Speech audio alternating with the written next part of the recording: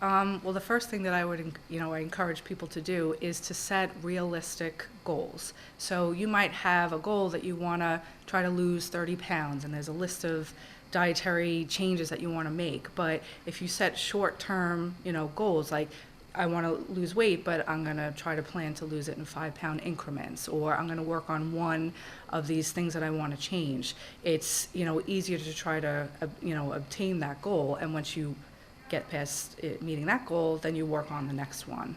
Advanced meal preparation. So I know a lot of times we don't have the time to do it, but on a day that you're off or on a weekend, I encourage people to try to have some pre-meal preparation, bring things to work, breakfast and lunch, so that way you might be at work one day and people are ordering lunch out and you can still choose to go that route, but if not, you have an alternative with you, and it's a healthier meal, to go for.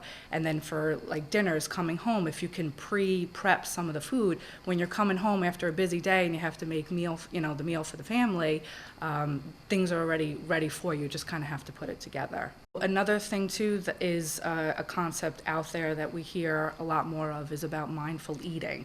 So I think sometimes we're always on the go, and you just have to take the time to sit and to eat. When you have a lunch break, that's the point, to take your time away from your work so that way you're sitting and eating. But whether it be breakfast meal, breakfast, lunch, or dinner, you're being more mindful about eating. I encourage people to use food journals or food diary. So it takes time to write that stuff down, but it's about self-awareness. So if you have a plan that you're following, or you're on a weight management program, you're kind of writing it all down. You're being accountable for what did I eat, how much did I eat, how did I feel when I was eating it, and it just helps you with self-awareness.